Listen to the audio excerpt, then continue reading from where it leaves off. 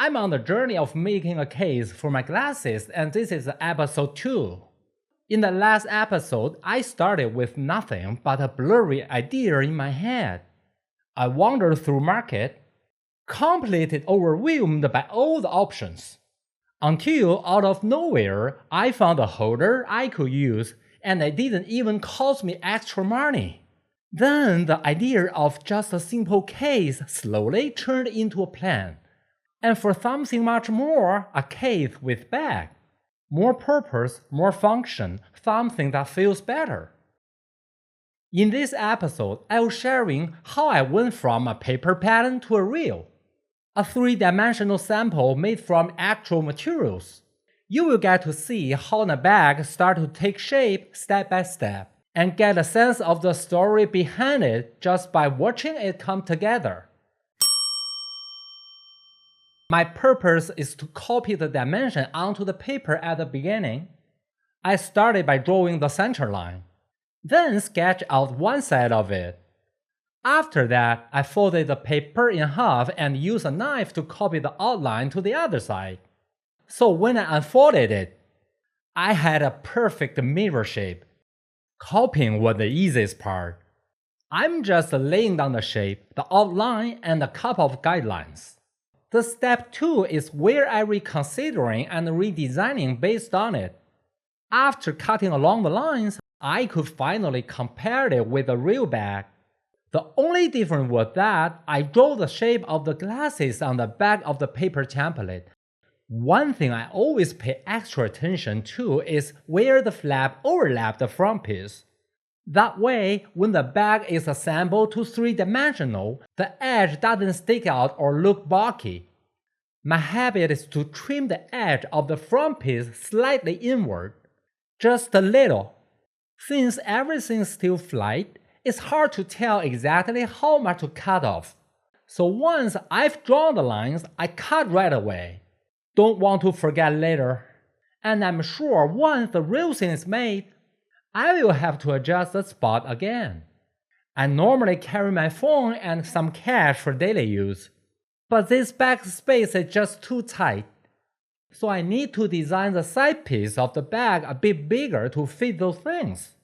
At first, I had no idea how this side was gonna look, so I just drew the center line. Then threw down the simplest shape I could go get a feel for it. The first thing I could lock down was the side height. So whenever I could figure it out clearly, I just tackled that first. To get a better idea of how they will look, I need to turn the flight design into something real. So for the first sample, I usually go with a microfiber. It's way cheaper than leather. I usually toss a heavy lump on top to keep everything from moving around.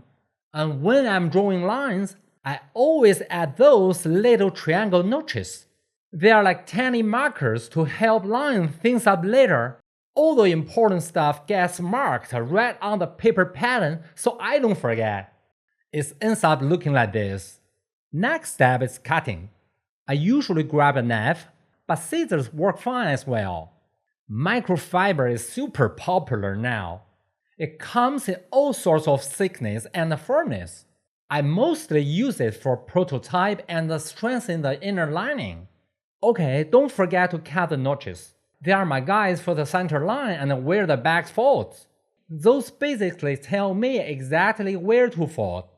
Once it's folded, the bag shape just pops off. Look, it's pretty much identical to the original, right? So I'm cutting the side part with scissors, just showing you how I hold it with my hand. Honestly, they are whole art of using scissors right. I didn't know any of it at first, just learn from the pros before me. Once it's cut, I fold it up and slip it in. And that's it. To speed things up, I stick it with double-sided tape and a stapler instead of sewing. Trust me, it saves tons of time. After sticking it together, it looked like this. Microfiber is great because it's pretty close to real leather. But look at this. I copied the height here, and it turns out too tall once you factor in the thickness. That's why samples matter so much. It seems fine on paper, but can hide issues in real life. Another reason to make samples is not only to check how it looks in 3D, but I'll refine it backward on the paper pattern. Like here, I'll tweak the side piece again based on the real height. I know it's not the final version, but it still needs fixing. Design is all about trial and error. I've got another side down too, and now the whole back is basically standing up. Other than the height I just fixed, I also check if the flap actually covers the front edge like it's supposed to. Stuff like this seems small, but it adds up, so always worth checking a few more times. So right now, the back can fit a phone, which is good, but I still think the side is a bit narrow, and down at the bottom, where the layers stack up, it's got thicker. On top of that, I have to widen the flap a bit more, or it won't cover the front properly. I tried a new idea for the side part, made the bottom round, just to give the back more room. This version is wider at the top and the bottom, then tapers in the middle. The slouchy feel on the side isn't just by accident.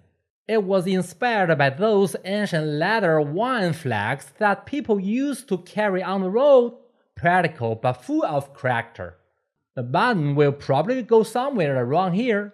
For the side stitching, I don't want any visible seam lines.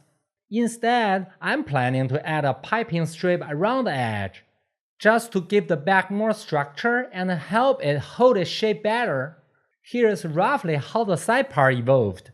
First, I nailed down the basic shape I wanted. Then I tweaked the lines until I liked how they looked.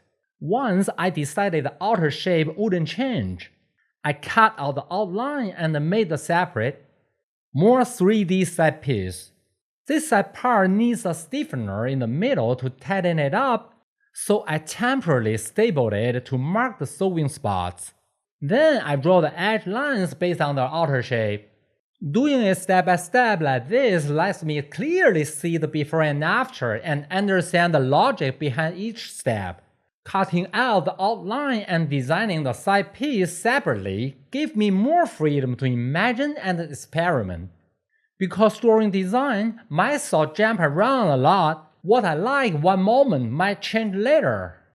Once I have the side piece from microfiber, I work backward to the paper pattern, draw the center line, make one half, then copy it to the other side. I also mark where to cut in the middle, leaving space for folding plus a 5mm margin around the top. The middle seam is set at 5mm, matching the curve on the fabrics. I draw the bottom line too. Because the leather's sake, I'll thin it out here later. When making the paper pattern, I try to note every step or else I'll totally forget. This is the first version of the paper pattern. I stapled the two pieces back on to compare them. It's pretty clear that the right one looks better.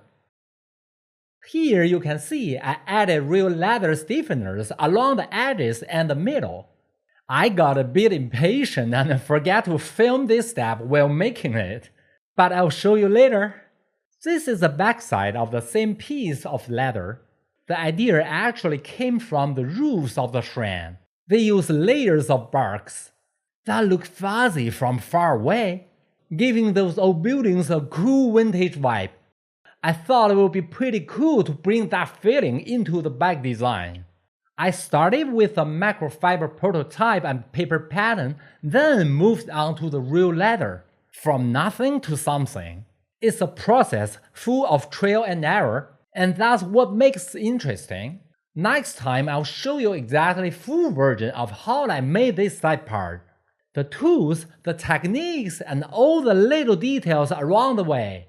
Thanks for following along and see you in the next episode.